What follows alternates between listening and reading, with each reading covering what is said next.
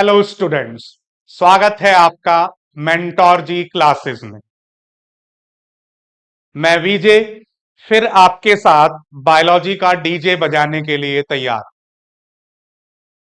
बच्चों, पिछली वीडियो में हमने फीमेल रिप्रोडक्टिव सिस्टम के बारे में इलैबोरेट वे में एक एक पार्ट की लोकेशन, स्ट्रक्चर और फंक्शन को समझा और उनको किस तरीके से कॉम्पिटेंसी बेस्ड क्वेश्चंस के साथ जोड़ा जा सकता है, इस चीज को भी हमने बड़े अच्छे तरीके से समझा और उसके ऊपर बहुत अच्छे तरीके से फोकस किया। अब हम इसको आगे बढ़ाते हैं इस टॉपिक को, और अब हम पढ़ने जा रहे हैं। भाई, हम पढ़ चुके हैं मेल रिप्रोडक्टिव सिस्टम के डिफरेंट पार्ट्स किस तरीके से वर्क करते हैं, फीमेल रिप्रोडक्टिव सिस्टम के डिफरेंट पार्ट्स किस तरीके से वर्क करते हैं, और अब हम आगे और प्रोसीजर्स को समझेंगे। और इसमें सबसे पहले आता है आपका इंटरकोर्स और मेटिंग और कॉपुलेशन।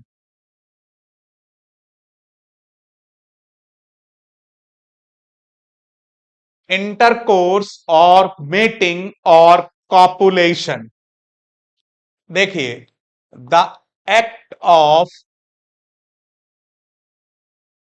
मेटिंग और the process through which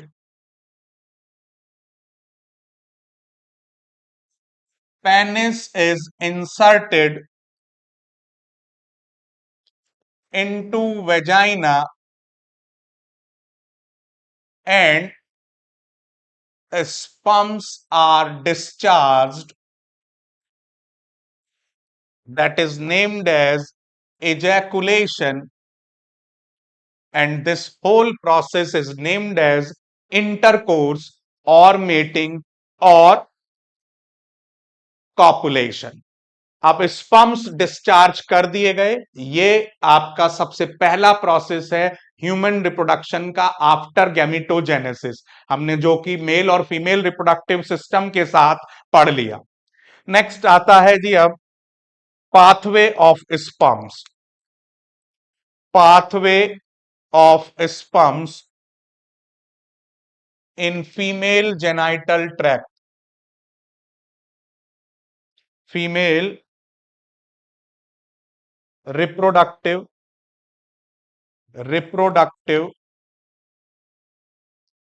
tract. अब इंसेमिनेशन हो गया, उसके बाद पाथवे किस तरीके से होता है, देखिए जी।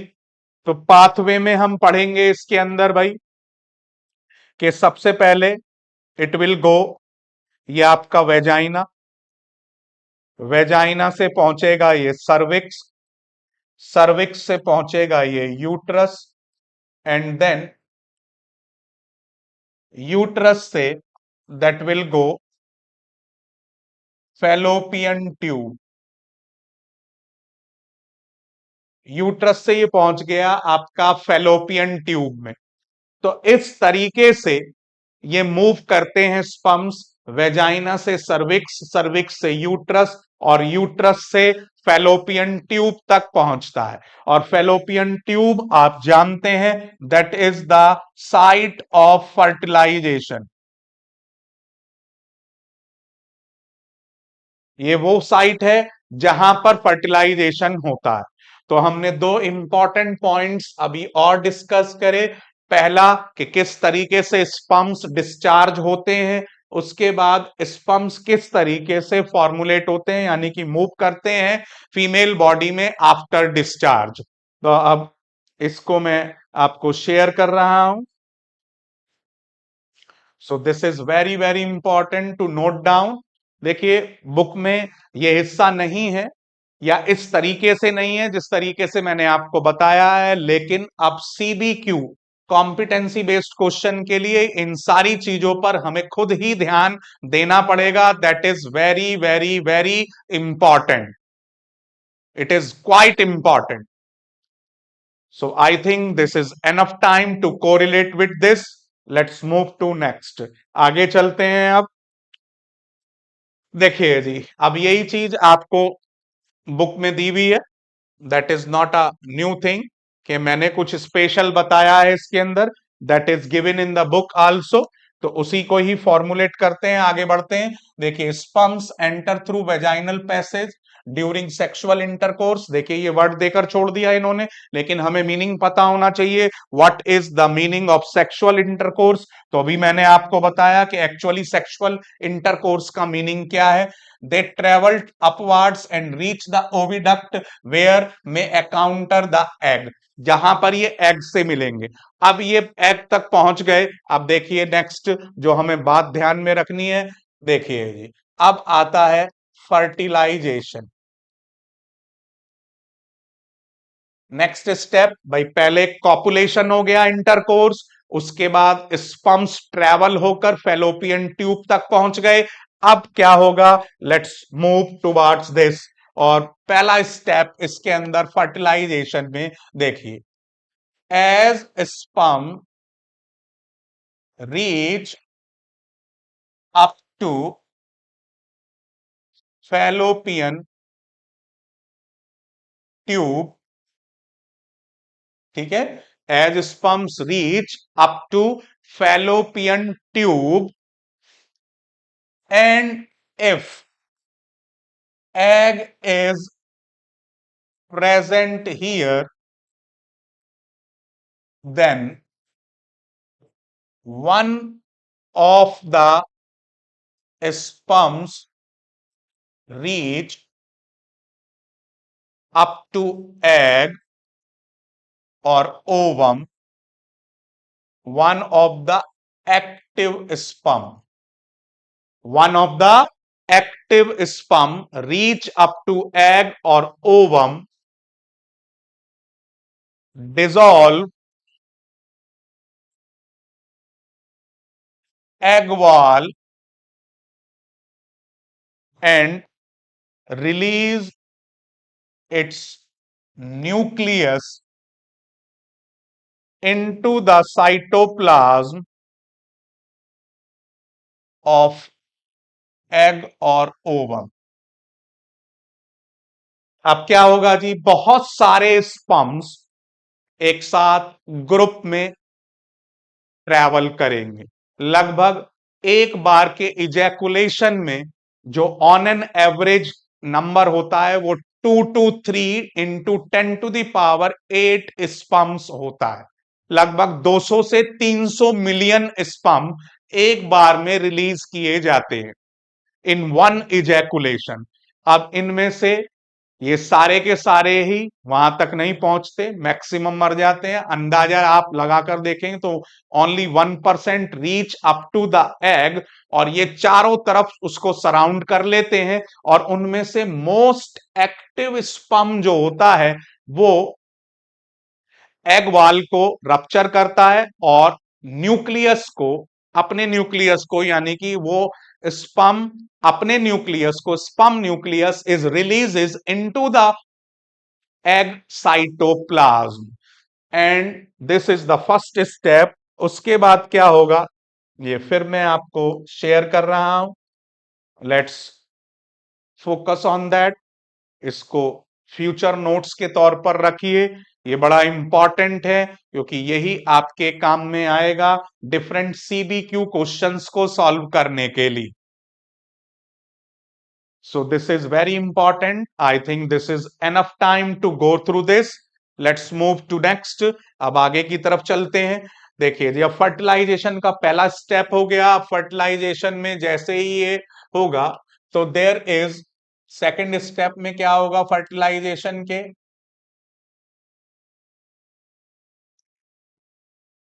Fusion of nucleus of sperm and nucleus of egg, and that fusion is named as syngamy. Syn means fusion, जो गैमी मीन्स गैमीट्स। तो यहां पर फ्यूजन को हम क्या कहेंगे, syngamy. And this whole process is named as fertilization and development of zygote. Sorry, formation of zygote. Fertilization, and that leads to formation of zygote. That's a diploid cell.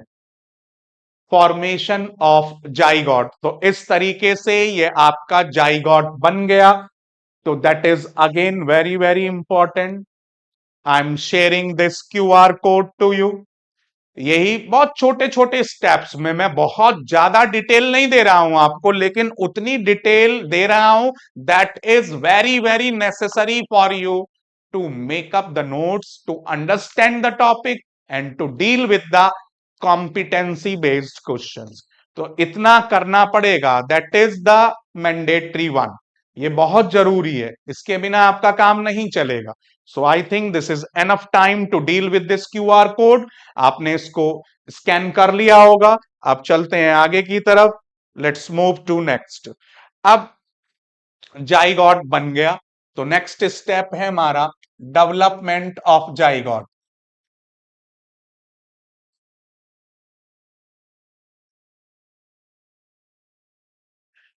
Zygote देखिए भाई, zygote में development होगा, और ये development होता है भाई uterus में। आपको मैंने स्पेशली फीमेल रिप्रोडक्टिव सिस्टम में बताया था कि जाइगॉट अब किसके थ्रू डिवाइड करेगा, माइटोसिस डिवीजन के थ्रू। माइटोसिस सेल डिवीजन इसके अंदर होगा और जाइगॉट डिवाइड करेगा। तो जाइगॉट ने बना दिया सबसे पहले 2 सेल्ड स्टेज, फिर जाइगॉट बदल जाएगा 4 सेल्ड स्टेज में, फिर जाइगॉट बदल जाएगा आपका 8 to 16 सेल्ड स्टेज में। then zygote will convert into 16 to 32 celled stage, and this 32 celled stage will differentiate into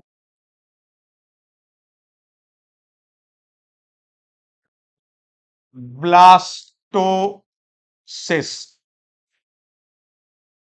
ये बदल जाएगा आपको आप ब्लास्टोसिस्ट नाम की एम्ब्रियो की स्टेज में।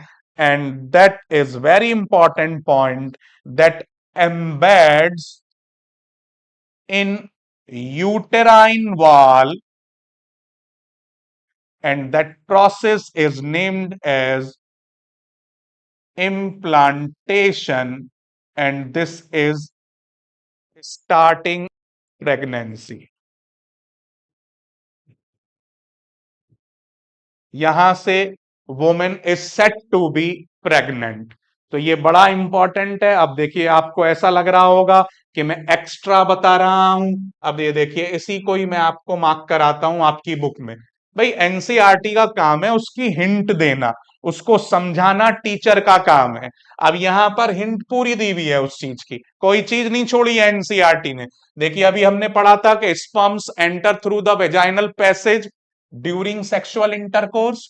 तो ये अभी मैंने आपको बताया था, ये कोई नई चीज नहीं थी, वही पूरा मैंने आपको उसको एक्सप्लेन किया, इलेबोरेट किया। Then they travel upwards, reach up to the oviduct where they encounter the egg.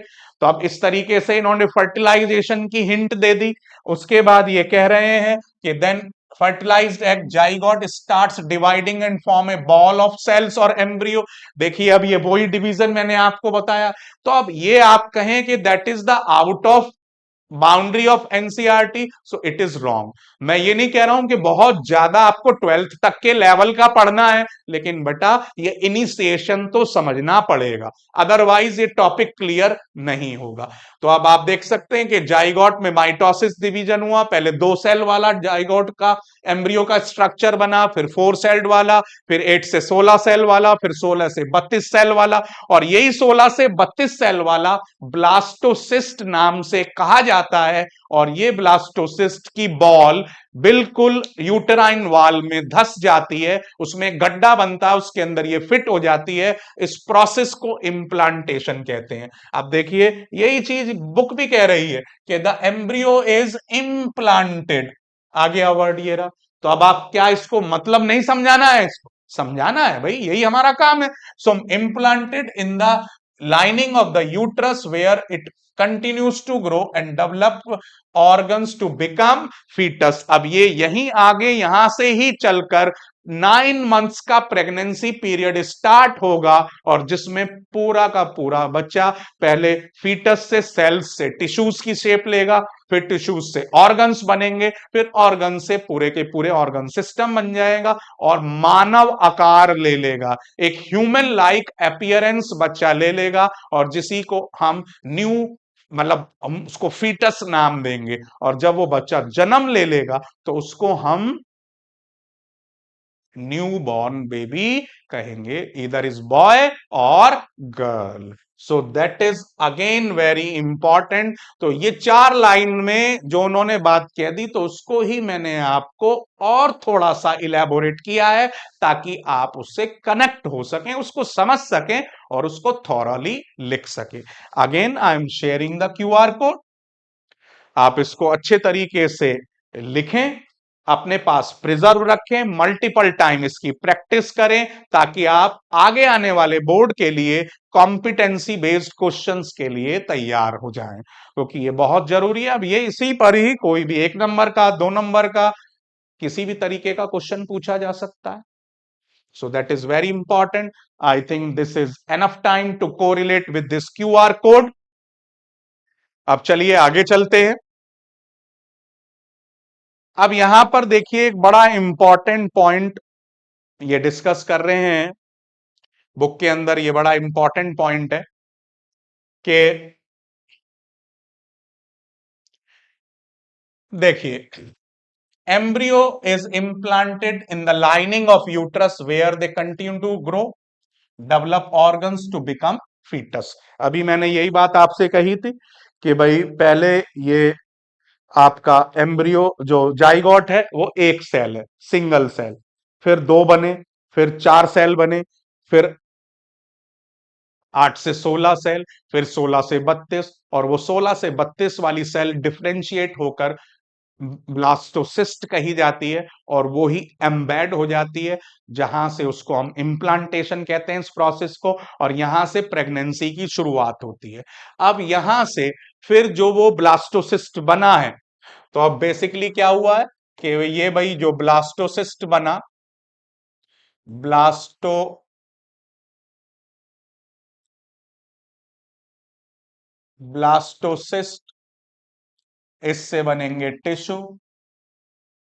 Tissue से बनेंगे ऑर्गन, ऑर्गन से ऑर्गन सिस्टम, और ऑर्गन सिस्टम से पूरा fully develop foetus.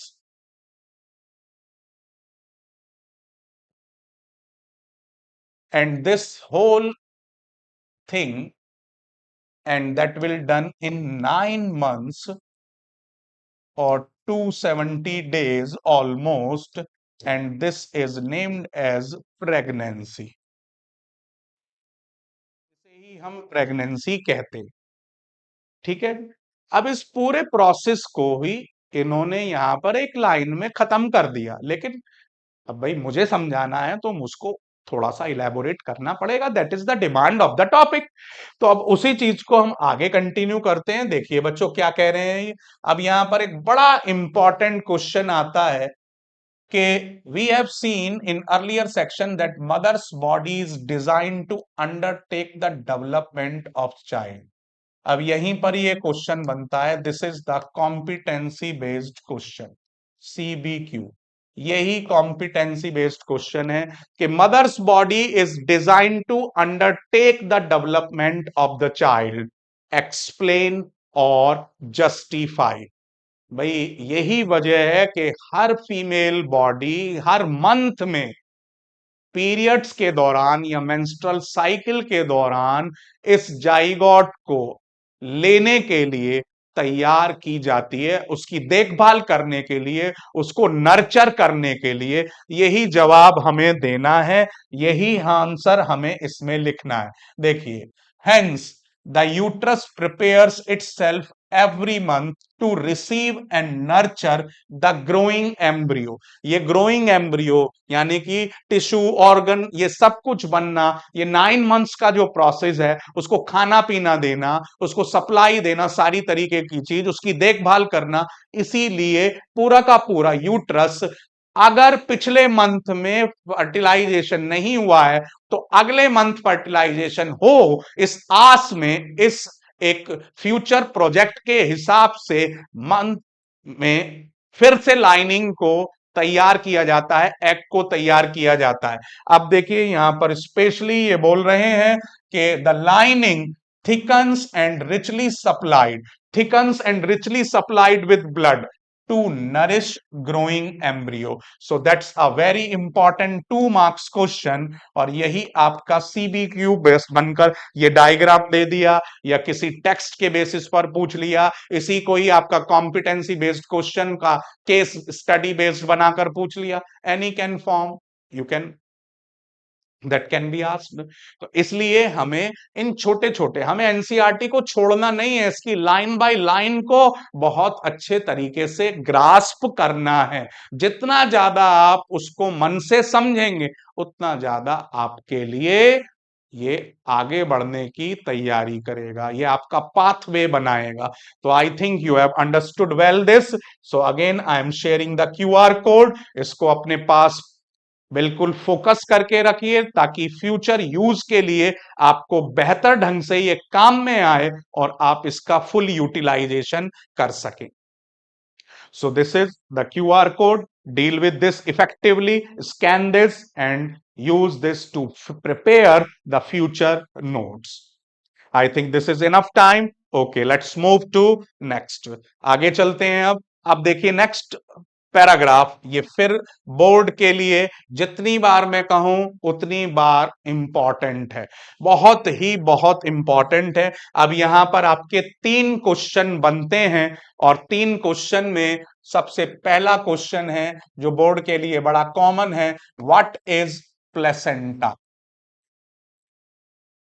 Second question, how is placenta form, and third is what is the function of placenta।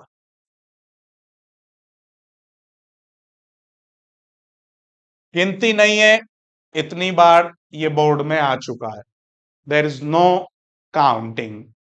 बहुत बार ये पिछले board years में, बोर्ड के पेपर्स में डिफरेंट तरीके से पूछा जा चुका है।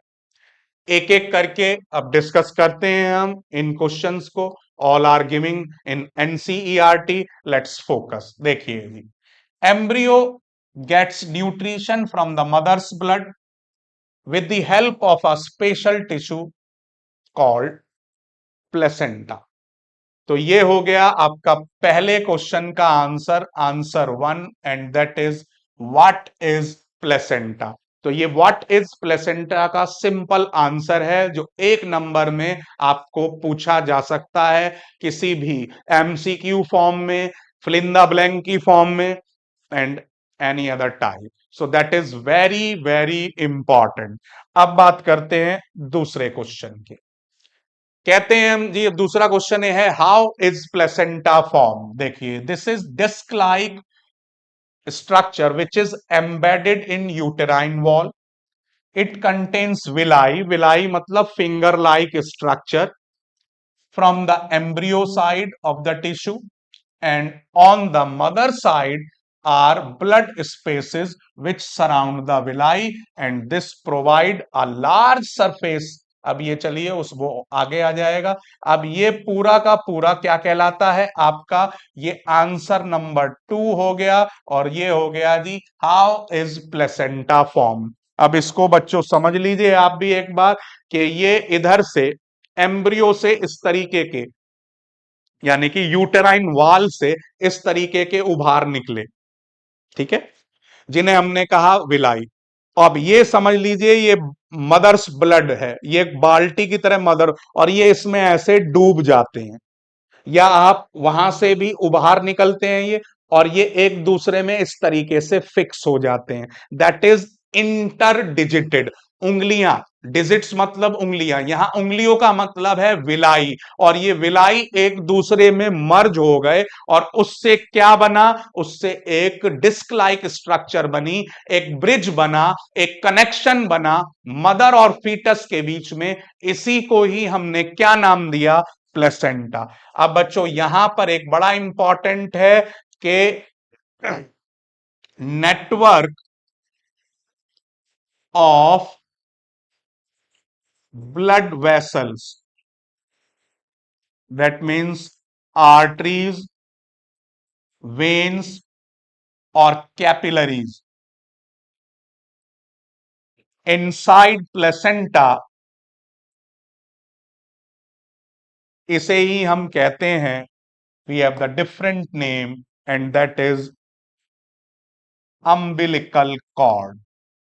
और इसी यही बच्चे के साथ जन्म के साथ बाहर आती है, जिसको काट दिया जाता है, उसके ऊपर एक स्टॉपर लगा दिया जाता है, और वही आगे चलकर हमारी नाभि, हमारी नेवल बन जाती है।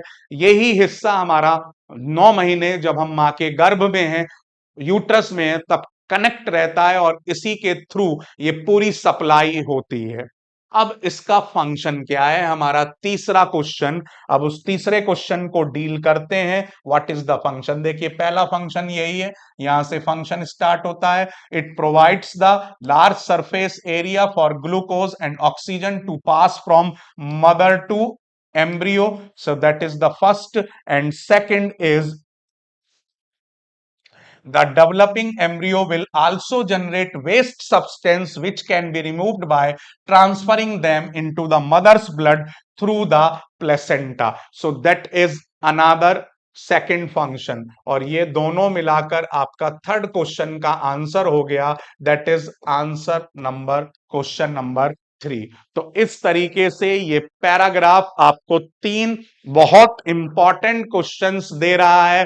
पहला, what is placenta, second, how is placenta formed, and third, what is the function of placenta along with the umbilical cord। वो बात एक दूसरी है, ये आज तक आया नहीं है क्योंकि बुक में नहीं है, लेकिन फिर भी आपको पता होना चाहिए। Next is another very important question, and that is development of child inside the mother's body takes approximately 9 months। Already I give to you, मैं बता चुका हूं आपको। The child is born as a result of rhythmic contraction of the muscles in uterus. तो uterus के अंदर rhythmic contraction होता है, जैसे आपने पढ़ा था ईसोफेगस में चैप्टर 5 लाइफ प्रोसेसेस में, जो खाने को नीचे की तरफ धकेलता है स्टमक में, उसी तरीके से ये रिदमिक कॉन्ट्रैक्शन बच्चे को नीचे की तरफ यानी कि वेजाइना की तरफ धकेलते हैं, ताकि वेजाइना के थ्रू बच्चा बाहर आ सके, डिलीवर हो सके। और इसमें बहुत इंपॉर्टेंट रोल प्ले करता है ऑक्सीटोसिन।